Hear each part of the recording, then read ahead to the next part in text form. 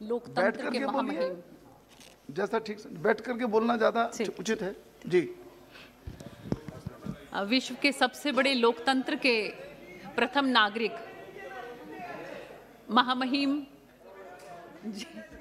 जी, जैसे आपके आदेश, महिला सशक्तिकरण जैसे ठीक है, ओके। तो मैं ये कह रही थी कि हमारे विश्व के सबसे बड़े लोकतंत्र के महामहिम, हमारे प्रथम नागरिक राष्ट्रपति जी का जो अभिभाषण हुआ, और उसमें जो हमारी बंगाल टाइग्रेस हमारी बहन लॉकेट चटर्जी ने, टाइग्रेस ही बोला है मैंने दादा, मैंने टाइग्रेस ही बोला है। हाँ बिल्कुल, ऐसा लग रहा है कि जरूरत है। तो उन्होंने जो धन्यवाद प्रस्ताव किया, उसके समर्थन में मुझे जो बोलने का मौका मिल रहा है, उसके लिए मैं सभापति महोदय आपका बहुत बहुत तहे दिल से धन्यवाद करना चाहती हूँ। और मैं ये कहना चाहती हूँ कि जब 2019 में हम लोगों ने पहली बार इस सदन का मुंह देखा और यहाँ पर हमने प्रवेश किया, और पहली बार हमारी वित्त मंत्री श्रीमती निर्मला सीतारमण जी ने जब अपने बजट अभिभाषण में नारी तू नारायणी इन शब्दों का प्रयोग किया, तो हम सच में जो पहली बार इतनी संख्या में हमारी महिला शक्ति यहाँ पर उपस्थित हुई, लोकसभा में 78 जो मेंबर पार्लियामेंट हमारी महिलाएं यहाँ पर हैं, तो सबके मन में एक अलग सी तरह का करंट जो है वो दौड़ गया। और आपको ये जान के खुशी होगी कि 2018 में ऑक्सफोर्ड लैंग्वेज ने नारी शक्ति को Hindi word of the year घोषित किया, और उस समय में अपने अभिभाषण में हमारी माननीय वित्त मंत्री जी ने कहा था कि Swami Vivekananda said to Paramahansa Ramakrishna ji, there is no chance for the welfare of the world unless the condition of women is improved. It is not possible for a bird to fly on one wing. तो मैं ये कहना चाहती हूँ कि जिस तरह से हमारी सरकार ने महिला शक्ति के बारे में सोचा, या देवी सर्वभूतेषु शक्ति रूपेण संस्थिता, नमस्तस्यै नमस्तस्यै नमस्तस्यै नमो नमः, पहली बार किसी प्रधानमंत्री ने हमारी बेटियों के बारे में, हमारी महिलाओं के बारे में, उनके बारे में चिंता की। और उसी की बदौलत कभी किसी ने कोई जिक्र नहीं किया कि किस तरह से हमारी गांव की बेटियां जो हैं वो स्कूल में जाती हैं, वहाँ शौचालय है कि नहीं है, हमारे गांव में शौचालय की क्या स्थिति है। लेकिन पहली बार एक प्रधानमंत्री ने लाल किले की प्राचीर से ये घोषणा की कि अब हमारी बेटियों को चिंता करने की ज़रूरत नहीं है। और इसलिए आप ये देखिए कि 10 करोड़ शौचालय जो है वो हमारी बेटियों के लिए बनाए गए। और इसी तरह से हमारी माताओं के बारे में कि उनको चूल्हे पर धुएं में अपनी सेहत ना खराब करनी पड़े, 14 करोड़ जो है वो फ्री गैस कनेक्शन हमारी सरकार ने दिए। और इसी तरह से 31,000 करोड़ जनधन खातों में डायरेक्ट पैसा हमारी माताओं के खाते में गया। सेल्फ हेल्प ग्रुप की अगर हम बात करें सभापति महोदय, तो मैंने खुद अपनी लोकसभा में देखा है कि वहां पर अटल किसान मजदूर कैंटीन जो है वो बनाई गई हैं, जिसमें कि 10 रुपये में एक थाली मिलती है, और उसमें कैंटीन में सेल्फ हेल्प ग्रुप की महिलाएं जो हैं वही उसके अंदर सभी कार्य करती हैं, खाना पकाती हैं और उसके बाद खाना परोसती हैं। और एक नारी का, एक माँ का जो भाव उस खाने के अंदर होता है वो आप समझ सकते हैं कि एक खाना जो है वो सभी इंग्रेडिएंट्स हैं, आटा वही है, सब कुछ वही है, वही एक नौकर परोसता है और वही अगर एक माँ परोसती है तो उन दोनों में बहुत अंतर होता है। तो मैं ये कहना चाहूँगी कि जिस तरह से हमारी सरकार ने नारी के बारे में सोचा, और एक और भी बड़ा उदाहरण हमारी बेटी भावना कांत 26 जनवरी को जब बहुत से तो नहीं, मैं कहूँगी कि कुछ ऐसे असामाजिक नवयुवक जो है वो किस जुनून के साथ हमारे तिरंगे का अपमान करने पे लगे हुए थे, तो हमारी एक बेटी भावना कांत जो है वो एयरफोर्स पायलट जो है हमारी 26 जनवरी पर हमारी गरिमा को बढ़ा रही थी, क्योंकि हमारी सरकार ने जो आर्म्ड फोर्सेस में भी महिलाओं का प्रतिनिधित्व अब करने का जो उन्होंने निर्णय लिया है, उससे हमारी बेटियां जो हैं वो फोर्स में भी हम काम कर सकती हैं। इस बात की हमें बहुत खुशी है सभापति महोदय।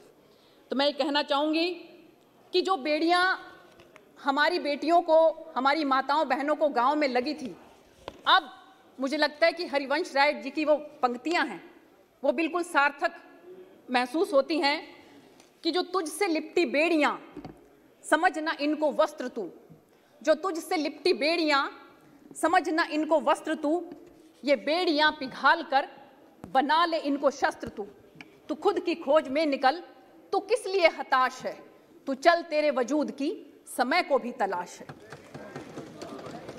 तो ये आज के तारीख में मैं कहना चाहूंगी कि आदरणीय प्रधानमंत्री श्री नरेंद्र मोदी जी के नेतृत्व में हमारी बेटियां, हमारी महिलाएं, हमारी बहनें अपने आप को बहुत सुरक्षित और अपने आप को बहुत कॉन्फिडेंट महसूस करती हैं, और इसलिए मुझे नहीं लगता कि आज कोई भी ऐसा सेक्शन है, कोई भी ऐसा सेक्टर है जहां के हमारी बेटियां या हमारी बहनें काम ना कर रही हैं।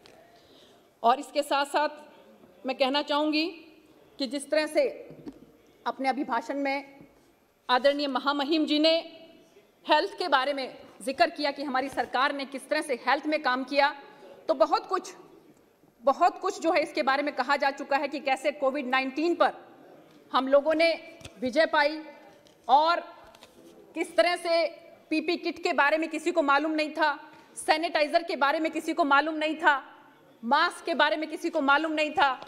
अभी भी मुझे ध्यान आता है सभापति महोदय कि जब पिछली बार एयर पोल्यूशन के ऊपर हम लोग चर्चा कर रहे थे, तो हमारी बहन नवनीत जो है वो मास्क लगाकर आई थी, और हम सब लोग बहुत हैरानी से उसकी तरफ देख रहे थे कि ये क्या लगाकर आई हैं। हमें क्या मालूम था कि इन्होंने शुरुआत कर दी और इसके बाद हम सब के सब जो है इस तरह से मास्क लगाएंगे। और आपने देखा कि किस तरह से हम जो है आज आत्मनिर्भर भारत की तरफ बढ़ रहे हैं, और उसी के तहत आप ये देखिए कि कोविड-19 की वैक्सीन हमारे देश में सबसे पहले हम लोगों ने बनाकर, ना हम सिर्फ अपने देश के सभी नागरिकों को फुल्ली वैक्सीनेटेड कर रहे हैं, बल्कि 100 के करीब देशों को आज हम निर्यात करने के लायक बन चुके हैं। और हमारे मनीष तिवारी जी कह रहे थे अपने भाषण में कि हमें मालूम नहीं कि ये हमारे भारतीयों का इम्यून सिस्टम है कि सरकार ने कुछ किया है। तो देखिए, आयुष डिपार्टमेंट ने बहुत अच्छी तरह से इसके अंदर पार्टिसिपेट किया, और ये वैक्सीन आने से पहले अगर देश को किसी ने संभाला तो वो आयुष डिपार्टमेंट ने संभाला। और ये आयुष डिपार्टमेंट, आयुष जो है वो हमारे देश की एक पुरानी परंपरा है कि किस तरह से आयुर्वेदिक दवाइयों से, किस तरह से तुलसी से, किस तरह से हल्दी से हम लोग अपने इम्यून सिस्टम को बढ़ाते हैं। हमारे आदरणीय मंत्री जी श्रीपद नायक जी, मैं बहुत भावभीनी श्रद्धांजलि अर्पित करती हूँ। उनकी धर्मपत्नी जो है आज वो हमारे बीच में नहीं है, लेकिन जिस तरह से उन्होंने आगे बढ़ाया और आयुष डिपार्टमेंट को संभालते हुए आयुर्वेदिक दवाइयों में हम सबके घर में किट पहुंची, सबको इस बात से अवगत कराया गया कि आयुर्वेदा जो है इससे आपका इम्यून सिस्टम बढ़ेगा। और वो बात करते हैं कि ये सरकार ने कुछ किया है कि नहीं किया है, तो मुझे लगता है कि उनको थोड़ा इसके बारे में सोचना चाहिए। और इसके साथ साथ मैं कहना चाहूँगी कि चीन ने हमें वायरस दिया और हमने सबको वैक्सीन दी, और आयुष्मान भारत में, आयुष्मान भारत प्रधानमंत्री जन आरोग्य योजना, इसके तहत 1.5 करोड़ गरीबों को 5 लाख रुपए का मुफ्त इलाज करने का जो आदरणीय प्रधानमंत्री जी ने स्कीम चलाई है। मेरी अपनी लोकसभा में मैं बताने चाहती हूँ सभापति महोदय कि शायद, मैं कंफर्म नहीं करती इस बात को, लेकिन शायद हो सकता है कि पूरे हिंदुस्तान में जितने हमारे सांसद जो हैं उन्होंने आदरणीय प्रधानमंत्री जी को ये जो हमारे क्रॉनिक पेशेंट्स होते हैं उनके लिए रिक्वेस्ट की है, तो शायद मैं सबसे ज़्यादा उनमें मैंने उनको रिक्वेस्ट किया और उन्होंने उसको पूरा भी किया है। बहुत सी संख्या में हमारे भाइयों को इसका लाभ मिला है। मैं इस बात के लिए आदरणीय प्रधानमंत्री जी को बहुत बहुत धन्यवाद करना चाहती हूँ। और इसी तरह से 7,000 जन औषधि योजना के तहत जो केंद्र बनाए गए हैं ताकि हमारे गरीब भाइयों को सस्ती दवाइयाँ मिल सकें। मेडिकल शिक्षा के अंदर जो विस्तार किया गया है 2014 से 387 से लेकर अब 562 जो है वो मेडिकल कॉलेज बनाए गए हैं। 50,000 के करीब स्टूडेंट्स अब अंडर ग्रेजुएशन और पोस्ट ग्रेजुएशन में जो है वो अब एडमिशन ले चुके हैं। और एक और बात मैं कहना चाहती हूँ सभापति महोदय की आत्मनिर्भर भारत, जिस तरह से 2018 की मैंने आपको बात की कि नारी शक्ति को ऑक्सफोर्ड लैंग्वेज ने Hindi word of the year घोषित किया, उसी तरह से 2020 के अंदर आत्मनिर्भरता को ऑक्सफोर्ड लैंग्वेज ने वर्ड ऑफ द ईयर जो है वो घोषित किया है। और ये आत्मनिर्भरता शब्द कहां से आया? ये आत्मनिर्भरता शब्द जो है आदरणीय प्रधानमंत्री जी ने जिस तरह से एक के बाद एक ये कहा कि हमें स्वदेशी को अपनाना है, वोकल फॉर लोकल। आप डिफेंस सेक्टर की अगर बात करें 83 स्वदेशी जो लड़ाकू विमान हैं, आज HAL को हम उसका कॉन्ट्रैक्ट दे चुके हैं। 48,000 करोड़ रुपया उसके ऊपर खर्चा आने वाला है। रक्षा से जुड़े हुए 100 से अधिक सामानों के आयात पर रोक लगा दी गई है। देश में supersonic torpedo, quick reaction missile, tank, rifles, अनेक अत्याधुनिक हथियार जो हैं वो हम अपने देश के अंदर अब बना रहे हैं। न्यूक्लियर एनर्जी की तरफ हम तेजी से आत्मनिर्भर होते जा रहे हैं। पिछले दिनों 15 दिसंबर को आदरणीय प्रधानमंत्री जी ने कच्छ के अंदर दुनिया का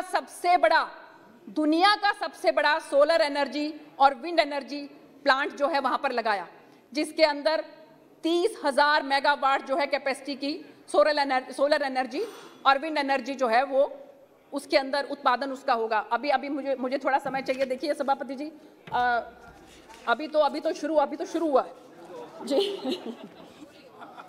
तो मैं ये कहना चाहती हूँ जी, और मेरा सुनिए जी, मेरा सभी माननीय सदस्यों से अनुरोध है, ये कृपया समय का ध्यान रखें। जी जी जी। 12 बजे रात तक हम चर्चा करेंगे तो भी हमको समय की ध्यान रखने की आवश्यकता है। जी बिल्कुल सभापति जी, मैं बिल्कुल इसलिए वो बिल्कुल मैं डेटा रिपीट नहीं कर रही हूँ जो ऑलरेडी सभी बोल चुके हैं। वक्ताओं की संख्या बहुत ज्यादा है। जी जी।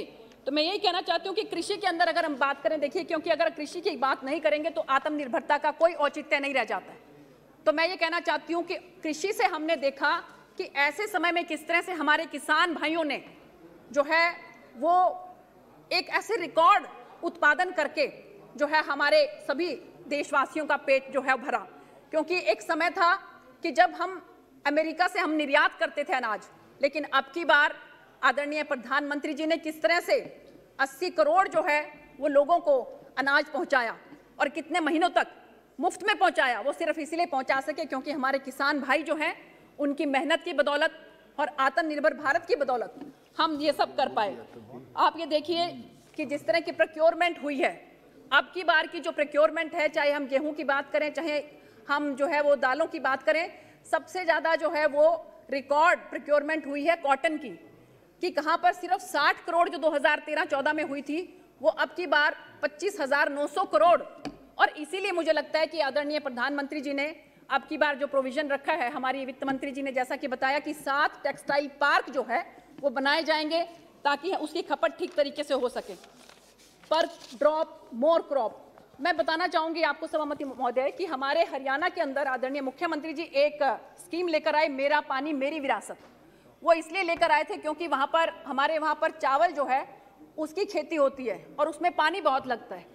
तो हमारे मुख्यमंत्री जी जब ये स्कीम लेकर आए तो उन्होंने कहा कि जहां कहीं भी उन्होंने कुछ क्लस्टर जो है वो डिवाइड कर दिए, कुछ जोन, कि इन जो ये वाले जो जोन है इनके अंदर आपको चावल की खेती नहीं करनी है।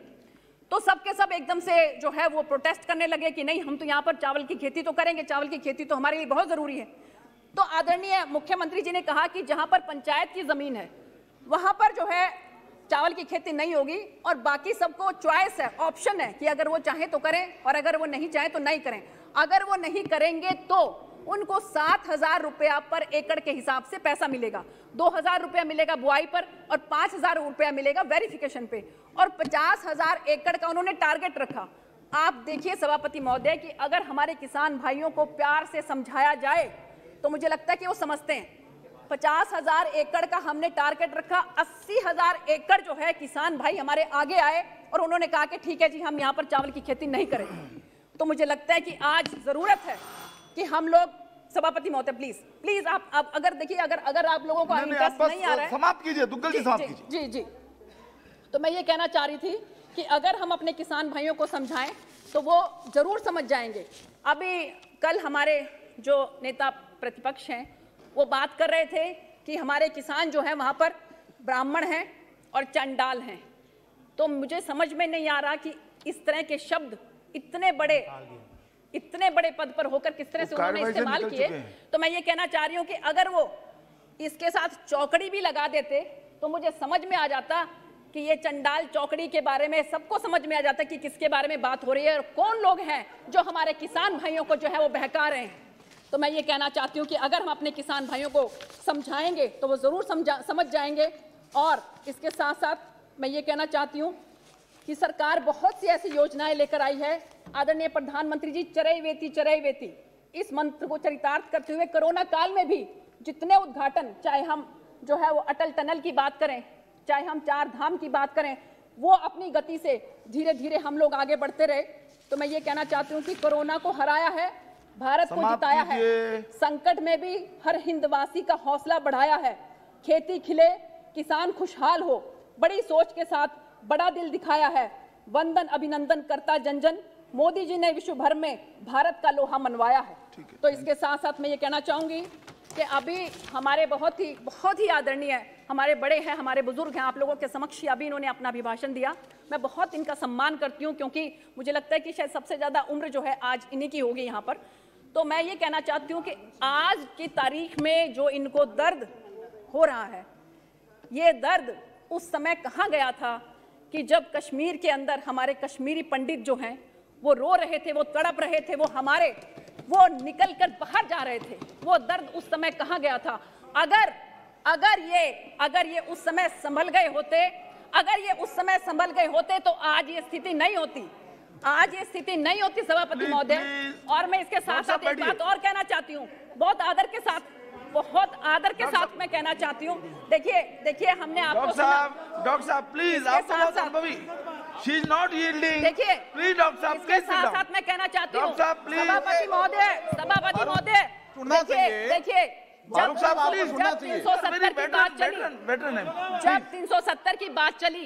370 की बात चली तो मैंने खुद हमारे आदरणीय के वीडियो देखे हैं। 1 मिनट के लिए मैंने उनके वीडियो देखे हैं और उस वीडियो में उन्होंने क्या कहा है कि 370 हट गया तो पता नहीं क्या हो जाएगा। और आज देखिए, मैं कह रही हूँ कि 50% से कम आतंकवादी घटनाएं हमारे कश्मीर के अंदर कम हो गई। हमारे वहां पर, हमारे लद्दाख के अंदर सेंट्रल यूनिवर्सिटी बन रही है और अब पूरा का पूरा जम्मू कश्मीर और लद्दाख जो है वो एक नई तरक्की के रास्ते पर चल रहा है। अगर मैं देखिए, और मैं बहुत आदर करती हूँ, बहुत अच्छी तरह से इन्होंने आज ये जिस तरह से एक्सेप्ट कर रहे थे, मैं दिल से सम्मान करती हूँ। आज ये बिल्कुल इसको एक्सेप्ट कर रहे हैं और हम मिलजुल कर ही चलेंगे, तभी ये देश आगे बढ़ेगा। जी 1 मिनट, मैं आखिरी अपनी पंक्तियां जो है आप लोगों के सामने बस कहना चाहती हूँ कि आदरणीय सभापति महोदय, आपने मुझे बहुत समय दिया, मैं इसके लिए आपका बहुत बहुत धन्यवाद करना चाहती हूँ। एक शब्द मैं आपके सामने बस ये कहना चाहती हूँ कि गरीबी हटाओ 70 साल से ये नारा दिया गया, लेकिन जो काम हमारे आदरणीय प्रधानमंत्री जी ने किया, गरीबी असली में ऐसे नहीं हटती, गरीबी हटाने के लिए काम करने पड़ते हैं।